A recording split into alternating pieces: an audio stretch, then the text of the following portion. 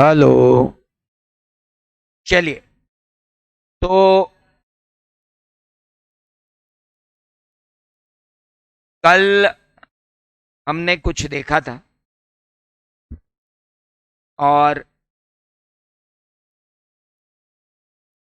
आप सबने लिखा भी था कि अकाउंटिंग होती है ट्रांजैक्शंस की और इवेंट्स की। और ट्रांजैक्शन और इवेंट में चार चीजें होती हैं। आवाज सही कर दें यार।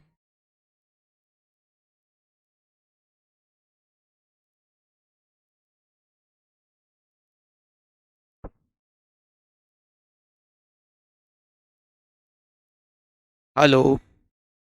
लेवल बड़ा, बेस खत्म कर। और मास्टर भी थोड़ा सा, बस बस बस बस। ट्रेबल बढ़ाते, बेस खत्म कर, बेस बेस खत्म कर। मुझे बेस पसंद नहीं है। चलिए, अब अकाउंटिंग फॉर ओए इसका कनेक्टर। तो फिर अभिजीत सर क्या करेंगे? 4 बजे। 4 बजे मैं क्या करूंगा? चलो ठीक। हुआ है यार। अरे ये ले जाए यार, ये पैर में आती। यहाँ क्यों छोड़ दी इसको? किसकी है ये? चल, अब देखो, और कुछ तो नहीं ना। हमने देखा कि अकाउंटिंग होती है ट्रांजैक्शन की और इवेंट्स की। ट्रांजैक्शन और इवेंट का होता है recognition, measurement, presentation and disclosure. आपको अब तक नाटा सर ने 2 अकाउंटिंग स्टैंडर्ड पढ़ा दिए मेरा ख्याल है। AS2 हो गया है, 13 हो गया है और AS10 चल रहा है। इन तीनों अकाउंटिंग स्टैंडर्ड में आपने चारों प्रोसेस देखी। किसे इन्वेंट्री कहें, किसे ना कहें, किसे इन्वेस्टमेंट कहें, किसे ना कहें, किसे प्रॉपर्टी प्लांट एंड इक्विपमेंट कहें, किसे ना कहें, ये आपने वहां देखा है। ऐसे ही मेजरमेंट में जब आप आते हो तो इन्वेंट्री का मेजरमेंट होता है cost and NRV which ever is lower पे। AS13 में लॉन्ग टर्म इन्वेस्टमेंट होते हैं तो वो हिस्टोरिकल कॉस्ट पे दिखते हैं। अदर देन टेम्पररी अगर कोई डिक्लाइन होता है तो उसको माइनस कर बताया। और करंट इन्वेस्टमेंट तो cost and fair value whichever is test पे ही होते हैं। AS10 हिस्टोरिकल कॉस्ट पे ही होती है, लेकिन आपके पास दो मॉडल होते हैं, कॉस्ट मॉडल और fair value model. Fair value model पर सिर्फ उन असेट्स को लेके जाया जाता है जिनकी मार्केट वैल्यू ज्यादा फ्लक्चुएट होती है और रिलायबिलिटी से पता होती, लेकिन कॉस्ट मॉडल नॉर्मली लगता है।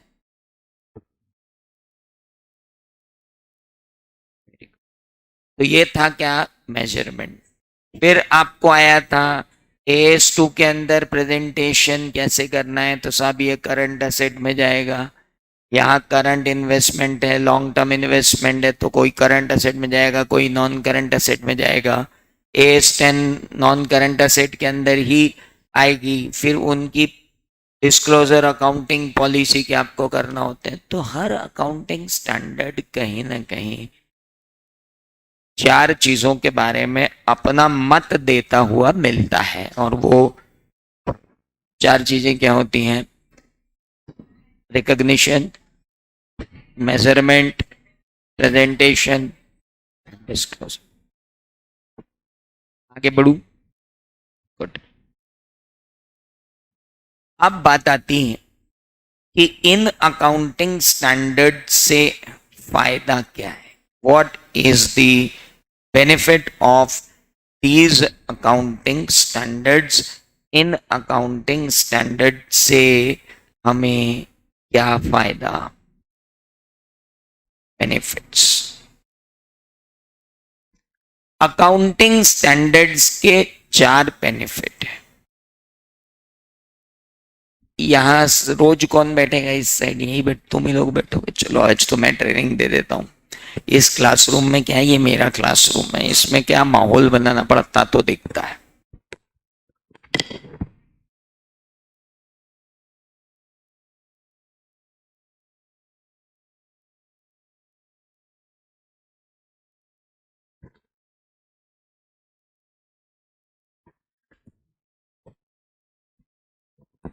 ये वाली लाइट बंद करनी पड़ती है, और कभी ज़्यादा धूप वूप होती है तो हमको फिर सारी लाइटें बंद करनी होती है। हालांकि अभी इसका प्रोजेक्टर बदल जाएगा क्योंकि अब आप लोग यहाँ आ गए हो।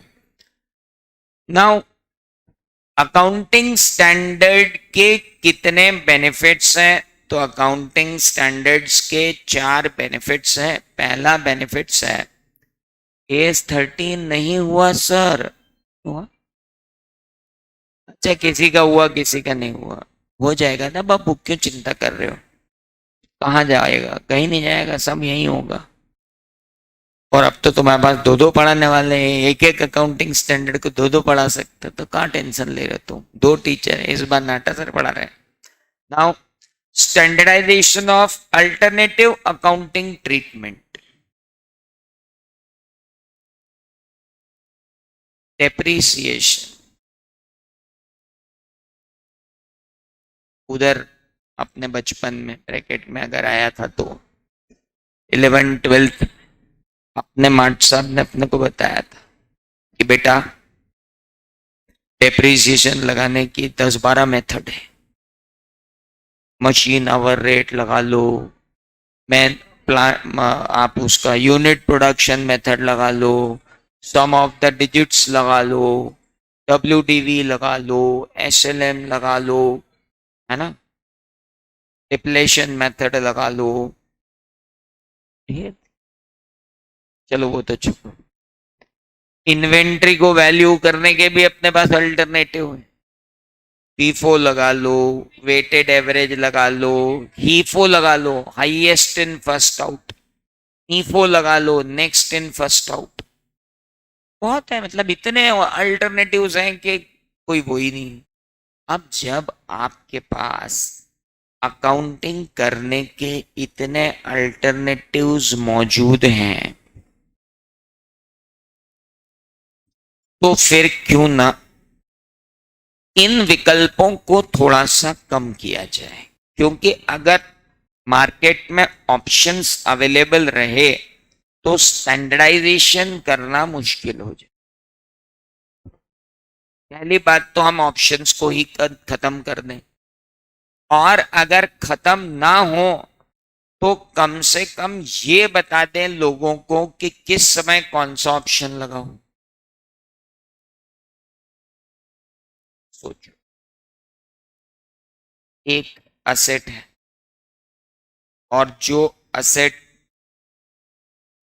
आपके पास, the asset which you have is of such nature कि शुरुआत में वो बहुत ज्यादा कमा के दे, लेकिन उसका रिपेयर एंड मेंटेनेंस कम होगा। जैसे जैसे वो पुरानी होगी कमाई भी कम होगी, रिपेयर मेंटेनेंस भी बढ़ेगा। तो बेटर है कि ऐसी कंडीशन में हम असेट के ऊपर WDVM मेथड लगा ले। WDV मेथड लगाने का फायदा यह है कि शुरुआत में डेप्रिसिएशन ज्यादा होता है, बाद में कम होता जाता है। हेलो, मतलब WDV लगाऊं कि SLM लगाऊं, ये कोई मेरी मर्जी नहीं है। सरकमस्टांसेस पर बेस होकर मेरा इन्फॉर्म्ड डिसीजन होना चाहिए। तो अकाउंटिंग स्टैंडर्ड का पहला फायदा, standardisation of alternative accounting treatment, alternative accounting treatment का स्टैंडर्डाइजेशन हो जाता है। दूसरी बात, अगर सब लोग एक सरी के नियम लगाएंगे तो सबके फाइनेंशियल स्टेटमेंट लगभग एक मेथड, एक तरीके, एक अप्रोच से बने होंगे। और जब सबके फाइनेंशियल स्टेटमेंट समान अप्रोच, समान ट्रीटमेंट से बने होंगे तो इंटर फर्म कंपैरिजन और इंट्रा फर्म कंपैरिजन दोनों में यूजर को सहायता मिलेगी। आप सोचो ना, पिछली बार तक मैं WDVM लगा रहा था, इस बार SLM लगा दी। मेरे दो फाइनेंशियल स्टेटमेंट कंपैरिजन के काबिल नहीं रहे।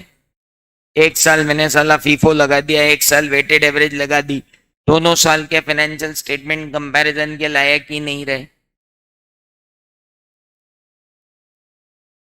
और ये तो मेरे दो फाइनेंशियल स्टेटमेंट कंपैरिजन के लायक नहीं। और अगर मैं स्टैंडर्डाइज्ड अकाउंटिंग पॉलिसीज नहीं लगाऊंगा तो दो डिफरेंट एंटिटी के फाइनेंशियल स्टेटमेंट तो आप कभी कंपेयर ही नहीं कर पाओगे कि साला हो क्या रहा है, कैसे कंपेयर करेंगे। तो कहने का मतलब ये है कि पहला फायदा हमको हुआ standardisation of alternative accounting treatment, उससे ये फायदा हुआ कि हमारी comparability of the financial statement जो है वो क्या हो गई, बढ़ गई। उसके बाद कई बार स्टेच्यूट जो है वो खुद भी फाइनेंशियल स्टेटमेंट के बारे में बात करते हैं। स्टेच्यूट क्या होता है? लॉ। क्या आपको ऐसा कोई लॉ मालूम है जो फाइनेंशियल स्टेटमेंट के प्रेजेंटेशन और डिस्क्लोजर की बात करता है? कंपनीज एक्ट का शेड्यूल 3,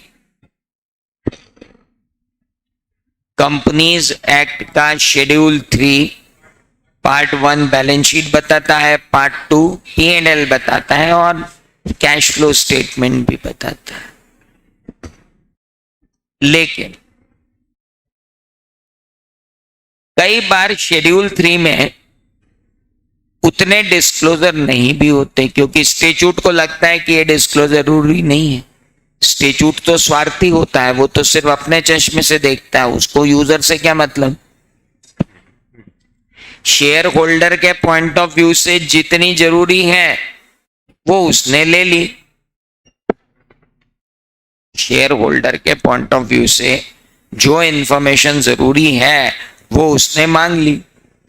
प्रोस्पेक्टिव इन्वेस्टर है, गवर्नमेंट है, बाकी लोग हैं, उनके पर्सपेक्टिव से अगर कोई और एडिशनल इंफॉर्मेशन हुई तो वो स्टेच्यूट चुप रहता है।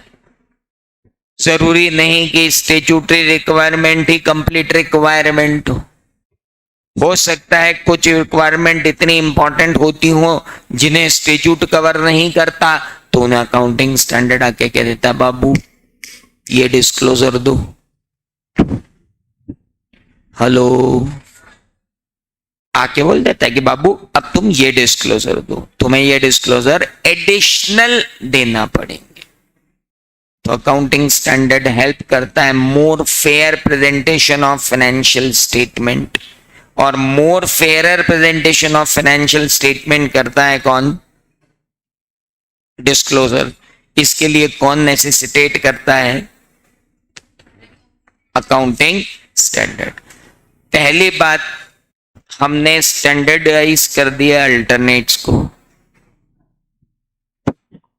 उससे एक फायदा हुआ कि कंपैरेबिलिटी बढ़ गई। दूसरा फायदा यह भी हुआ कि जो डिस्क्लोजर रिक्वायर्ड है, कहां वो डिस्क्लोजर जो वहां रिक्वायर्ड है, उन डिस्क्लोजर्स के एडिशनली अगर लगता है कि कुछ डिस्क्लोजर और होना चाहिए तो वो भी करवा दिए जाते हैं। हेलो, जब आप किसी चीज को स्टैंडर्डाइज कर देते हो तो उसमें से क्रिएटिविटी का स्कोप खत्म हो जाता है। एक आदमी से आपने पूछा, भाई साहब आपकी कंपनी में डेप्रिसिएशन कब कब लगता है? बोले सर हमारी अकाउंटिंग पॉलिसी बिल्कुल सॉलिड है कि जिन ईयर में प्रॉफिट होगा हम डेप्रिसिएशन लगाएंगे और जिन ईयर में लॉस होगा हम डेप्रिसिएशन नहीं लगाएंगे, और उल्टा रिजर्व में से कुछ पैसा पीएनएल में डाल लेंगे। अद्भुत। अगर रिजर्व नहीं हुआ तो कोई बात नहीं, हम शेयर कैपिटल को डेबिट करके पीएनएल को क्रेडिट कर देंगे। ओहो, तो बहुत ही अद्भुत कार्य हो रहा है। और कुछ, बस हमारा एक ही लक्ष्य, प्रॉफिट एंड लॉस अकाउंट में लॉस नहीं आना चाहिए। पिछली बार का प्रोविजन फॉर बैड डेट बना रखा होगा उसको रिवर्स कर देंगे, हो जाए बैड, जब होगा जब होएगा जब देखेंगे सारे प्रोविजन रिवर्स करो, अभी तो प्रॉफिट लाना है। भाई साहब आपके प्रॉफिट लाने के जुनून में आप कुछ भी क्रिएटिव कर जाओगे क्या? जो मर्जी पड़ेगी वो कर जाओगे क्या? मतलब जंगल राज है ये। हेलो, अरे यार बोले प्रॉफिट नहीं आ रहा, क्या करें क्या करें? एक काम करो, क्लोजिंग स्टॉक को फेयर वैल्यू पे रिकॉर्ड करो। और बोले भाई साहब फेयर वैल्यू बहुत ज्यादा है इसीलिए बोल रहे हैं, करो रिकॉर्ड।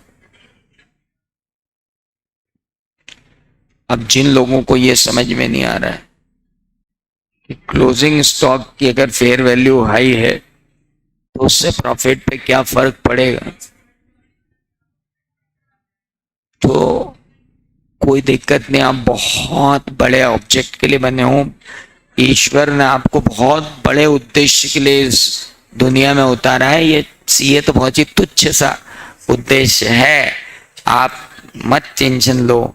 आप अपने नीचे 10 सीए रखोगे और नहीं हुआ तो अपने बच्चों को सीए बनाओगे, आप कहलाओगे सीए के बाप, लेकिन आप सीए नहीं बन पाओगे। क्योंकि आपको अगर ये समझ में नहीं आ रहा है तो उद्देश्य बड़ा है आपका, मेरी सारी सद्भावनाएं आपके साथ है। आप बस इतना समझ लो कि क्रिएटिव अकाउंटिंग का स्कोप जो है वो क्या हो गया, खत्म हो गया। यार समझ नहीं आया, इसने जो बोला था कि फेयर वैल्यू बढ़ जाएगी, क्लोजिंग स्टॉक बढ़ जाए और उससे प्रॉफिट बढ़ जाए और उससे प्रॉफिट ज्यादा दिखेगा, प्रॉफिट ज्यादा दिखेगा तो क्या होगा? कुछ नहीं होगा, उन साउंड माइंड के, तू रहने दे। चलो वेरी सिंपल, हमारी बात बहुत भैया एक लेवल तक आदमी समझा सकता है ना, बेसमेंट। अब उसके नीचे तो जा ही नहीं सकते ना, कि भैया और नीचे जाकर पढ़ाओ। आपको अगर सीए पूरा करना है तो एग्जाम में पूछा जाता है ये, और मैं भी पढ़ा रहा हूं ये। अब आप बोलो आप ये मत पढ़ाओ, आप ये पढ़ाओ क्योंकि हमको यही समझ में आता है, तो ठीक है मैं आपको यही पढ़ा देता हूं, आपको यही समझ में आएगा। मैं बहुत अच्छा टीचर, आप बहुत अच्छे स्टूडेंट, समझ में आया, बहुत बढ़िया आया, मजा आया, बहुत बढ़िया है। इसी लेवल पे टेस्ट ले लेते हैं, बहुत बढ़िया, टेस्ट में नंबर बढ़िया है, बहुत बढ़िया, एग्जाम आई। बेटा पेपर इस बार कुछ टफ था यार, देखो क्या अगली बार वापस आ जाओ? नहीं, आप बिल्कुल अगली बार वापस मत आना, क्योंकि यहाँ बिल्कुल जगह नहीं है, जगह ही नहीं। नमस्ते, यहीं पढ़ना है, अभी इसी अटेम्प्ट में पास होना है। अरे नहीं हो पाएगा सर, किसी बात कर रहा हूं, आप एक बार में हमने 12th पास नहीं करी। तो 4 चीजें हो गई। हेलो, पहला अपन पढ़ क्या रहे हैं? नहीं, मैं कौन सा सब्जेक्ट पढ़ा रहा हूं? नहीं, एडवांस अकाउंट्स, अकाउंटिंग स्टैंडर्ड बोलकर इसे अलग सब्जेक्ट मत बनाओ। मैं क्या पढ़ा रहा हूं? कितने नंबर का है टोटल? 100। हाँ, उसमें से 50 नंबर का मैं पढ़ा रहा हूं। हाँ, अकाउंटिंग स्टैंडर्ड नहीं पढ़ रहे हैं, एडवांस अकाउंट्स ही पढ़ रहे हैं, है ना? हाँ, कोई चॉइस नहीं है इसमें। चलो, उसके बाद मैंने आपको समझाना चालू किया अकाउंटिंग स्टैंडर्ड क्या होते हैं। तो मैंने कहा ये एक खानदान के सदस्य हैं जिसे गैप कहा जाता है। गैप बड़ा अंतरराष्ट्रीय खानदान है, इसमें अंतरराष्ट्रीय भी होते हैं और राष्ट्रीय भी होते हैं, और इंटरनेशनल होते हैं, वो दो होते हैं, एक पुराने एक नए। जो पुराने होते हैं उन्हें आईएएस कहते हैं, जो नए होते हैं उन्हें, हमारे इंडिया में भी इनका एक खानदान मौजूद है। पुराना जो है वो है एएस, नया जो है वो इंड एस। अपने को कहा है फाइनल में एएस कहाँ है, और इंटर में जब एएस पढ़ना है तो मैं आपको पढ़ा रहा हूँ कि अकाउंटिंग स्टैंडर्ड क्या होते हैं। तो मैंने कहा ये रिटर्न पॉलिसी डॉक्यूमेंट होते हैं, हेलो, जो ये बताते हैं कि स्टैंडर्ड अकाउंटिंग पॉलिसीज क्या होंगी, और इन्हें लागू करती हैं अथॉरिटीज। और अथॉरिटीज जो इनको लागू करती हैं वो बोलती हैं कि भैया अकाउंट और ट्रांजैक्शन के 4 एस्पेक्ट्स को कैसे अकाउंट फॉर करना, उसका स्टैंडर्ड प्रोसीजर बनाओ। तो हम वो 4 चीजों की स्टैंडर्ड प्रोसीजर बनाते हैं, और वो 4 चीजें क्या होती हैं? Recognition, measurement, presentation and disclosure. उसके बाद हमने कहा भाई साहब इन अकाउंटिंग स्टैंडर्ड के फायदे क्या? तो हमने कहा भाई साहब 4 फायदे हैं। पहला, अल्टरनेटिव अकाउंटिंग ट्रीटमेंट खत्म हो जाते हैं। दूसरा, कंपैरेबिलिटी ऑफ बढ़ जाती है। कंपैरेबिलिटी कौन सी बाबू? इंट्रा की इंटर दोनों। इंट्रा फर्म मतलब विद इन द फर्म, और इंटर फर्म मतलब 2 या 2 से अधिक। हाँ, इंटर स्कूल कंपटीशन और इंटर स्कूल कंपटीशन से याद रख लेना। फालतू बातें बंद करो। स्कूल की किसी कंपटीशन में हमने हिस्सा नहीं लिया, पीछे बैठ के हूटिंग करने वालों में से हम थे। All the best. तो तुम्हारा रिजल्ट आएगा, हम हूट करेंगे, टेंशन मत लो। आओ, आप तो इधर आओ। एस पहला advantage, standardisation of various alternative accounting treatment. मेरे साथ साथ बोलना पड़ेगा। उसके 2 फायदे हैं। एक तो आपको याद होगा, दूसरा जो पड़ोसी जिसका मन नहीं लग रहा है उसको गिल्ट आना चाहिए मन में कि साला मैं क्या कर रहा हूं। हाँ, तो पहला क्या था? Reduction in alternative accounting treatment. दूसरा, कंपैरेबिलिटी बढ़ जाती है, कंपैरिजन करने में शायद। तो 1 मिनट ईमानदारी से, बिना मतलब मजाक के मुझे बता दो, ये बैच वही है जो ये पढ़ रही थी?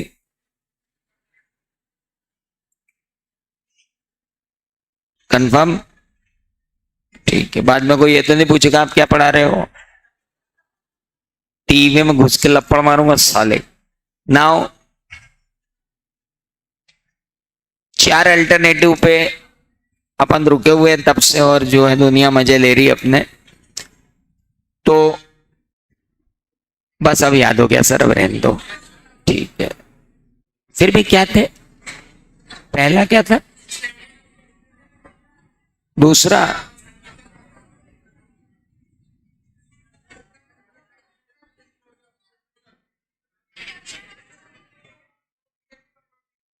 कन्हैया, आगे बढ़ू। कौन बनाता है ये स्टैंडर्ड? कहां से आते हैं ये लोग जो अकाउंटिंग स्टैंडर्ड बनाते हैं? आइए समझते हैं। अकाउंटिंग स्टैंडर्ड की सेटिंग प्रोसेस क्या होती है? देखो यार, अकाउंटिंग स्टैंडर्ड को भी सेट करना पड़ता है। उसकी सेटिंग होती है, मतलब उसको सेट करना पड़ता है। तुम अपने शब्दों का उसके लिए इस्तेमाल मत करो। अकाउंटिंग स्टैंडर्ड को उसके पर्पस के लिए सेट करना पड़ता है, और उस अकाउंटिंग स्टैंडर्ड को सेट करने की एक पूरी प्रोसेस होती है। भारत में अकाउंटिंग स्टैंडर्ड बनाने की जिम्मेदारी किसके पास है? अब तक accounting standard board of ICAI he accounting standard बनाता है। तो क्या मैंने कहा ना, मेरा ईगो हर्ट हो जाता है और मैं भगा देता हूं। बिल्कुल, मेरे से ज्यादा इंपॉर्टेंट तो कोई हो ही नहीं सकता इस क्लास। पानी पियो चाहे कुछ भी करो, ध्यान पूरा मेरी क्लास में ही होना चाहिए, बात खत्म। नाउ जब हम बात कर रहे हैं, अरे बहुत सन किए रहे है, हाँ गाली देना गाली दे, कोई मतलब नहीं मेरे को। तो you can love me, you can hate me, but definitely you can not ignore me. Now come to the point. इस सेटिंग की अपनी प्रोसेस होती है, और प्रोसेस में हम सबसे पहले ये आइडेंटिफाई करते हैं कि अकाउंटिंग स्टैंडर्ड हमको बनाना क्यों है। तो सबसे पहले तो समस्या आती है कि भाई ऐसा कौन सा एरिया है जिसमें आपको अकाउंटिंग के ट्रीटमेंट को स्टैंडर्डाइज्ड करना है। तो पहले एरिया ढूंढा जाता है कि भाई समस्या क्या आ रही है। तो किसी ने जाके कहा भाई साहब भयंकर समस्या है, किसी को देखो तो इन्वेंट्री को कॉस्ट पे वैल्यू कर रहा है, किसी को देखो तो साला फेयर वैल्यू पे जा रहा है, कोई ये बोलता है कि cost and market value whichever is higher पे रखूंगा। मतलब जिसका अपनी अपनी ढपली अपना अपना राग लेके बैठे भाई साहब, सब कुछ करो। तो इसको कहते हैं समस्या का आइडेंटिफिकेशन। सबसे पहले तो आइडेंटिफिकेशन होती है ब्रॉड एरिया की accounting standard board of ICAI के द्वारा कि भाई अकाउंटिंग स्टैंडर्ड बनाना किस विषय पर है। हेलो, जब ये निर्धारित हो जाता है, सरकार भी कह देती है कि भैया इसकी अकाउंटिंग करो। अब मान लो अभी कल परसों मतलब अगले बजट तक मान लो किसी दिन बोल दिया कि सब क्रिप्टो करेंसी जो है वो टैक्सेबल तो हो ही गई है, अब क्रिप्टो करेंसी को हमने अनुमति दे दी। अरे भाई साहब, तो अगर आपने क्रिप्टो करेंसी को अनुमति दे दी तो क्रिप्टो करेंसी की अकाउंटिंग कैसे होगी? बहुत बड़ा प्रॉब्लम है। जिसकी जैसी मर्जी पड़ रही वो वैसी अकाउंटिंग कर रहा है।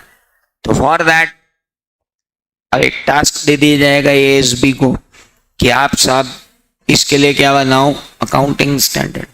अब एएसबी जब इसके लिए अकाउंटिंग स्टैंडर्ड बनाएगी तो वो कॉन्स्टिट्यूट करेगी स्टडी ग्रुप्स।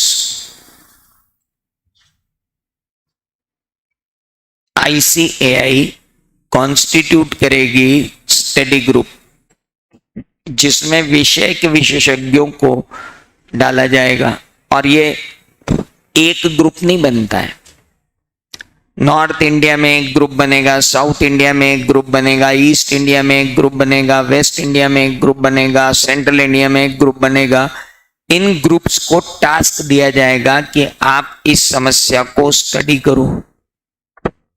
स्टडी करने के लिए वो बोलेंगे कि समस्या ये है, इसकी अकाउंटिंग कैसे करनी क्रिप्टो करेंसी की।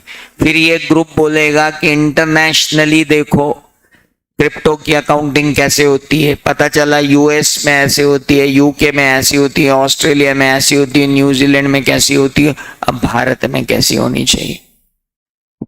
फॉर दैट कॉन्स्टिट्यूशन होगा किसका, एक स्टडी ग्रुप का। स्टडी ग्रुप बनाएगा एक प्रिलिमिनरी ड्राफ्ट। क्या बनाएगा? कच्चा मसौदा तैयार करके देगा। कौन? Study group. किसको?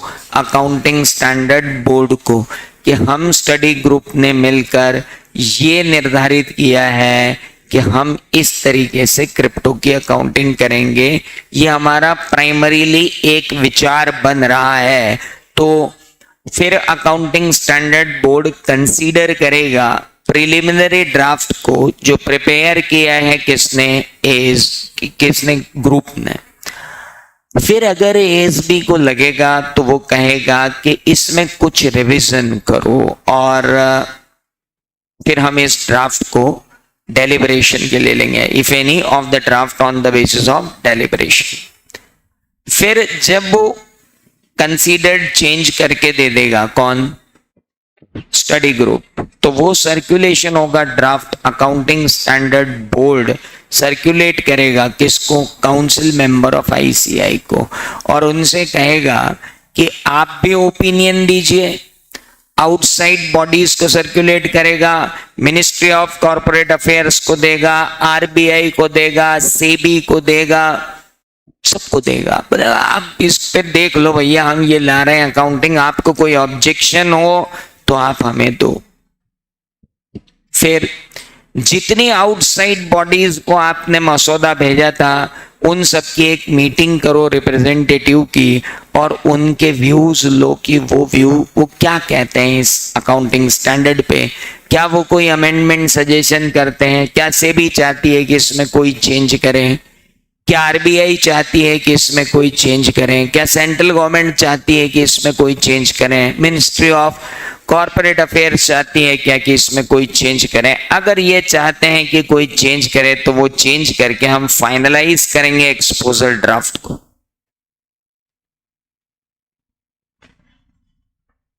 अब तक क्या हुआ? पहले तो समस्या आई, ग्रुप बनाया, ग्रुप ने स्टडी की, ग्रुप ने स्टडी करके प्रिलिमिनरी ड्राफ्ट तैयार किया, प्रिलिमिनरी ड्राफ्ट को काउंसिल मेंबर और आउटसाइड बॉडी को भेजा, फिर इनकी एक मीटिंग की और इनके व्यूज मांगे, व्यूज मांगने के बाद एक फाइनल ड्राफ्ट तैयार कर दिया। Hello, we have created a final draft. Then final draft को हम वेबसाइट पे अपलोड कर देते हैं कॉमन पब्लिक के लिए और कहते हैं कि अब आप अपने ओपिनियन दो।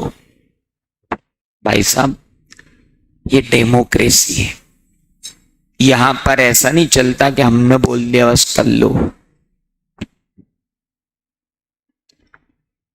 प्रिलिमिनरी ड्राफ्ट बना, उस पे ओपिनियन मांगे, फाइनल ड्राफ्ट बनाया, अब पब्लिक ओपिनियन मांगे। पब्लिक ओपिनियन आने के बाद एक मीटिंग होगी, कंसीडर करेंगे comments received on exposure draft and finalisation of the draft accounting standard by ASB. फिर एएसबी उसको क्या बनाएगा? फाइनल ड्राफ्ट तैयार करेगा। फाइनल ड्राफ्ट तैयार करने के बाद काउंसिल ऑफ आईसीआई उस पर एक विचार विमर्श करेगी, अगर जरूरत पड़ी तो अमेंड करेगी, नहीं पड़ी तो वो इशू कर देगी और अकाउंटिंग स्टैंडर्ड जो है वो इशू हो जाएगा। सुनो सुनो, इतनी बड़ी process as it is ad verbatim याद रखने की जरूरत नहीं, कोई आपसे पूछने वाला नहीं। अकाउंटिंग स्टैंडर्ड की प्रोसेस क्या होती है अपने को मालूम होना चाहिए। लॉ का पेपर है तो ये थोड़ी पूछते भारत में लॉ कैसे बनता है, पर बताना तो पड़ता है ना कि कैसे बनता है, इसलिए बेचारों ने बताया। नहीं ऐसा काम होना है तो आप हमको पहले बता देगा, तो क्या है हम अपने सो लें अड़ोसी पड़ोसी से बात कर लें? नहीं बेटा, कई बार ऑब्जेक्टिव टाइप क्वेश्चन में आ जाता है और इस बार 30% ऑब्जेक्टिव है तो या नहीं आना है, तो ये जरा ध्यान रखना, इनके ऑब्जेक्टिव भी बनेंगे। तो क्या हुआ? सबसे पहले तो हमने ब्रॉड एरिया डिफाइन किया, किस एरिया पर हमें अकाउंटिंग स्टैंडर्ड बनाना है। उस एरिया पे अकाउंटिंग स्टैंडर्ड बनाने का डिसाइड होने के बाद अकाउंटिंग स्टैंडर्ड बोर्ड क्या करता है? एक स्टडी ग्रुप बनाता है। वो स्टडी ग्रुप क्या करता है? एक प्रिलिमिनरी ड्राफ्ट बनाता है। ये प्रिलिमिनरी ड्राफ्ट कौन देखता है? ये preliminary draft accounting standard board देखता है और उसमें अगर कोई करेक्शन करना होते हैं तो करवाता है, और फिर जो ड्राफ्ट बनता है उसे काउंसिल मेंबर को और आउटसाइड बॉडीज को भेजा जाता है। उसके बाद एक मीटिंग करके उनके जो सजेशंस आए हैं उन्हें इनकॉर्पोरेट करके ड्राफ्ट बनाया जाता है। फिर ये ड्राफ्ट पब्लिक को और काउंसिल को और सबको कमेंट के लिए चुल्ला छोड़ दिया जाता है। उसके बाद इन लोगों के कमेंट आने के बाद, कमेंट इनकॉर्पोरेट होने के बाद फाइनल अकाउंटिंग स्टैंडर्ड तैयार होता है। ड्राफ्ट फाइनल अकाउंटिंग स्टैंडर्ड तैयार होता है और वो काउंसिल मीटिंग में जाता है। फिर काउंसिल मीटिंग उसको अप्रूव करती है। हेलो, तब जाकर एक अकाउंटिंग स्टैंडर्ड इशू होता है। लेकिन अभी यहां पे रुको, कोई भी अकाउंटिंग स्टैंडर्ड जैसे ही एएसबी ने इशू किया, बाकी सारी एंटिटी पे तो लागू हो जाएगा, कंपनी पर नहीं होगा। कंपनी पर लागू होने के लिए नफरा उसे परमिशन देगा। Who will give the permission? NFRA, national financial reporting authority will give permission, notify करेगी। उस दिन से अकाउंटिंग स्टैंडर्ड कंपनी पे लागू होगा, अन्यथा नहीं होगा। यानी एएसबी ने जो अकाउंटिंग स्टैंडर्ड बनाया, नफरा उसे इवैल्यूएट करेगी, और नफरा जिसको इवैल्यूएट करेगी उसके बाद वो फाइनल करेगी, तब जाकर के क्या बनेगा? Accounting standard. तो फाइनली अकाउंटिंग स्टैंडर्ड का हुआ क्या? तो सबसे पहले ब्रॉड एरिया डिफाइन हुआ, फिर ग्रुप बना, ग्रुप ने प्रिलिमिनरी ड्राफ्ट बनाया, उसको एएसबी ने देखा, उसे सुधारा, उसे इशू किया किसको? काउंसिल मेंबर को और आउटसाइडर को, उनके व्यू लिए, ड्राफ्ट बनाया, ड्राफ्ट को पब्लिक कमेंट के लिए ओपन किया, पब्लिक कमेंट लेकर फाइनल ड्राफ्ट तैयार करके एएसबी को भेजा, एएसबी ने वो ड्राफ्ट काउंसिल को भेजा, काउंसिल ने उस ड्राफ्ट को अप्रूव कर दिया, तो अकाउंटिंग स्टैंडर्ड लग गया। Any doubts? ऐसे जैसे कॉपी में लिखा जाता ना, वो तो बहुत मजा आ जाता सर। वो तो है। आओ,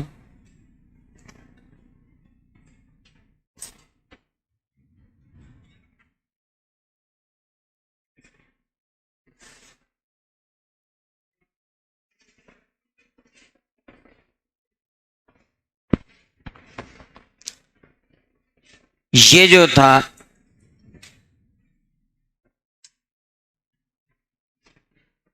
ये था स्कोप ऑफ एस।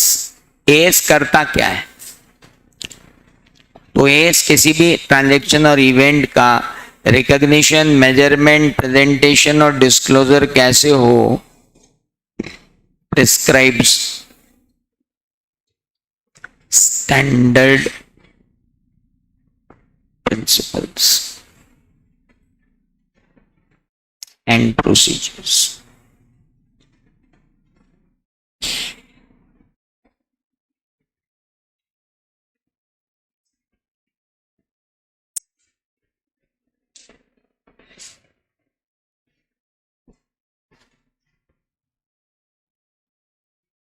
आगे बढ़े। Prescribes standard principle and procedures. Standard principle और प्रोसीजर्स बता रहा है।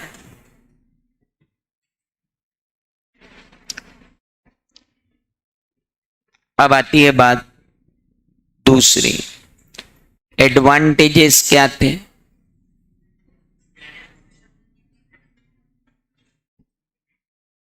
पहला था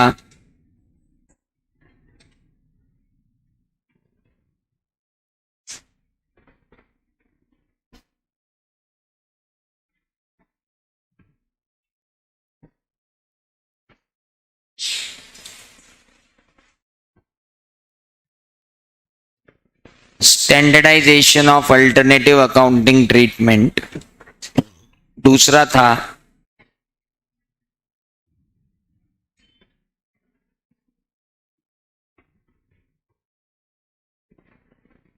कंपैरेबिलिटी ऑफ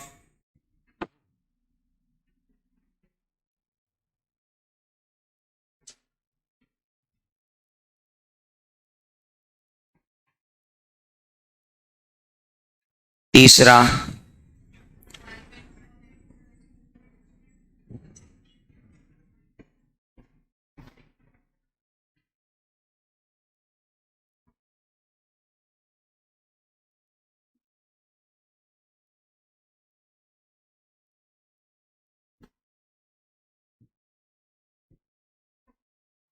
और चौथा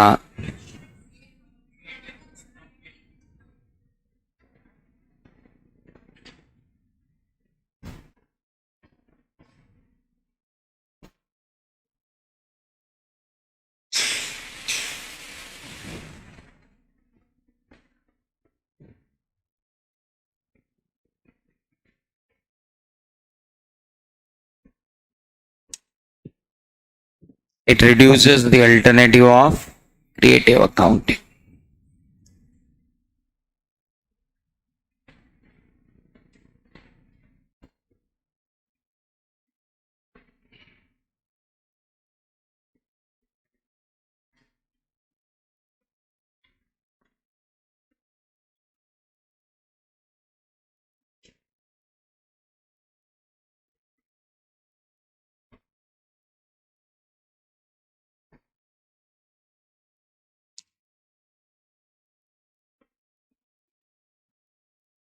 आगे बढ़े।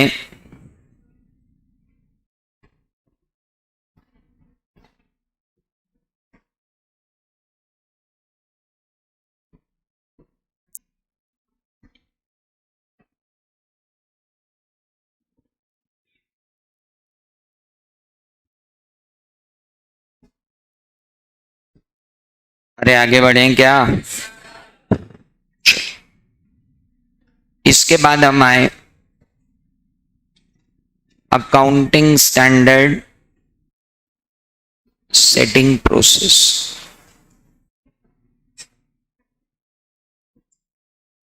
स्टेप 1 क्या है?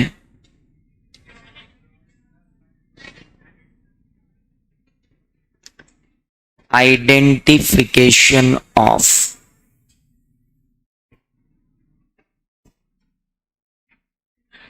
broad areas. Identification of broad areas for which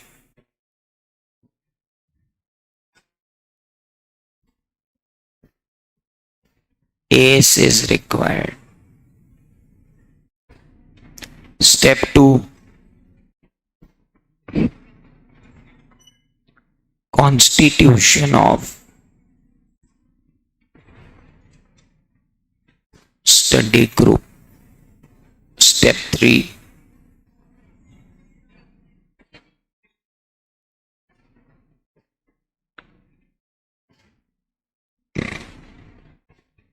consideration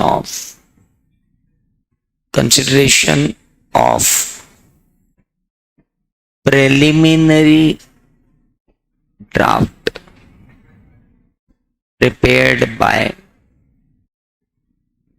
study group.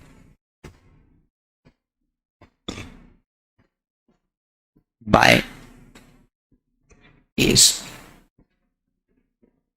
step 4,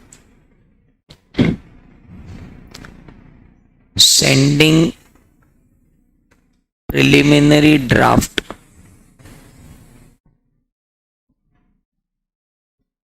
to council members and outsiders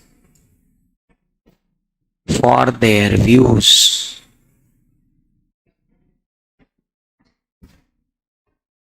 Step 5, finalization of draft of ACE and to make it open for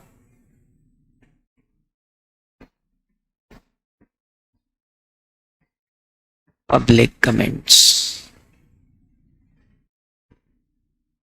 Step 6, final draft of ACE after considering public comments shall be laid before council by ASB to pass. Step 7, council passes the accounting standard and it becomes effective. when notified by NAFRA.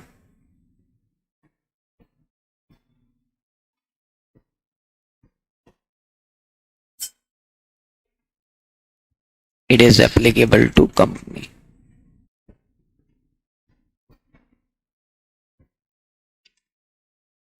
When notified by NAFRA,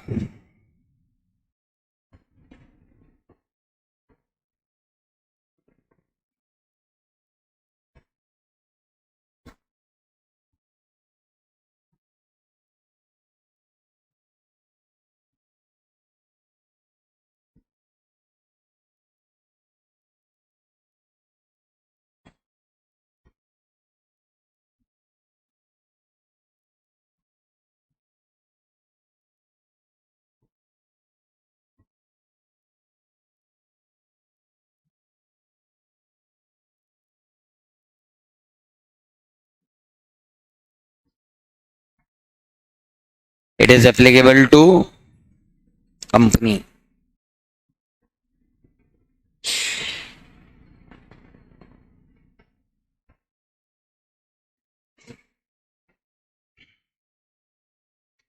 Council passes the accounting standard and it becomes effective. When notified by NAFRA, it is applicable for company.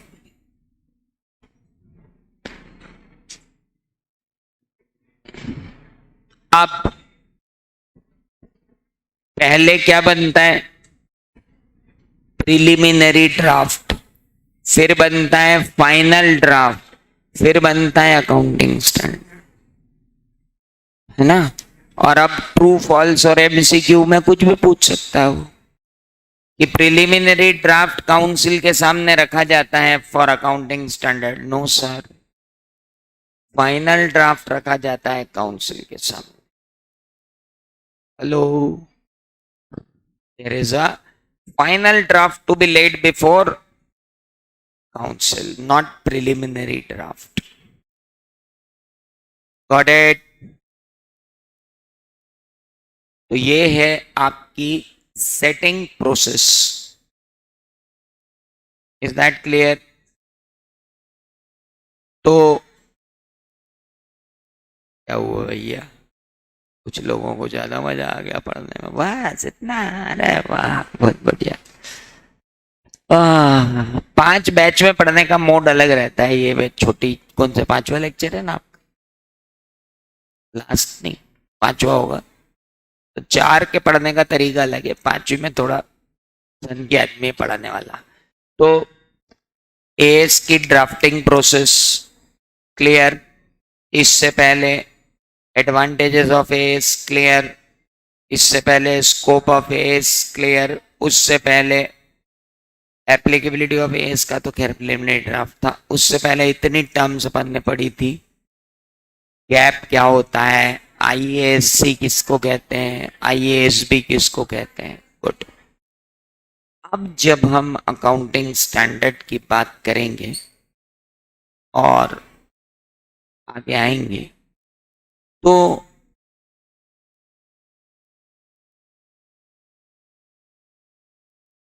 Applicability of accounting standard की थोड़ी सी चर्चा कर रहे हैं।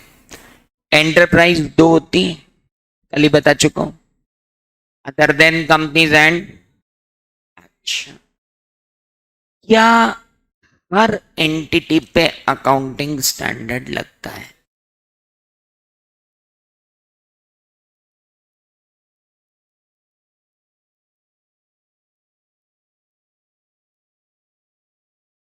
मैं बताता हूं।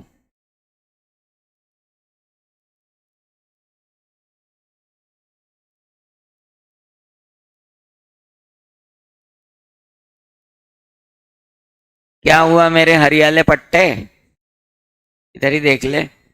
तो क्या हम इधर उधर भी नहीं देखेंगे? आ जाओ। एक एंटिटी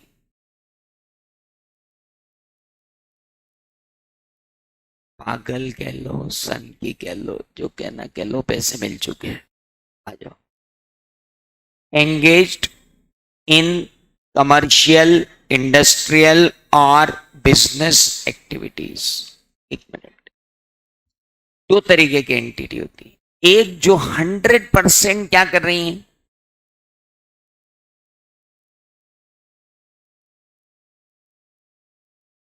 अकाउंटिंग स्टैंडर्ड की प्रीफेस में कहा गया, accounting standards are applicable to every entity which is engaged in a commercial, industrial or business activity। सारी एंटिटीज पे अकाउंटिंग स्टैंडर्ड लगते, सारी एंटिटीज पे अकाउंटिंग स्टैंडर्ड लगते हैं अगर वो कोई भी कमर्शियल एक्टिविटी चला रहे हैं या इंडस्ट्रियल एक्टिविटी चला रहे हैं या बिजनेस एक्टिविटी। लेकिन इसका एक एक्सेप्शन है कि जिन पर अकाउंटिंग स्टैंडर्ड नहीं लगता, ऐसे ऑर्गेनाइजेशन जिनमें 100% चैरिटेबल एक्टिविटी हो रही है, यानी वो कोई बिजनेस ही नहीं कर रहे, यानी वो कोई कॉमर्स ही नहीं कर रहे, यानी वो कोई इंडस्ट्रियल एक्टिविटी ही नहीं कर रहे, उनकी तो गौशाला है, गायों की सेवा करते हैं, दूध गरीबों में बांट देते हैं, गोबर गैस वालों को फ्री में दे देते हैं। वो गाय की सेवा करने के लिए गौशाला खुली हुई, अब उसकी क्या तो अकाउंटिंग और क्या तो अकाउंटिंग स्टैंडर्ड। उसके फाइनेंशियल स्टेटमेंट में इंटरेस्टेड ही कौन होगा, कोई भी नहीं। तो अगर आप 100% चैरिटेबल एक्टिविटी कर रहे हो बंधु, तो तुम पर अकाउंटिंग स्टैंडर्ड नहीं लगेंगे। लेकिन ऐसा मैं सेक्शन 8 कंपनी के लिए ना कह पाऊंगा। सेक्शन 8 कंपनी पे तो सारे अकाउंटिंग स्टैंडर्ड लगते हैं बाबू, है ना, ध्यान रखना। कंपनी नहीं, कंपनी के अलावा जो है उसके ऊपर हम ये बात करेंगे। तो हमने आज एक बात और सीखी कि अदर देन कंपनी एक बंदा ऐसा है जिस पर एस नहीं लगेंगे। 100% चैरिटेबल इंस्टीट्यूशन।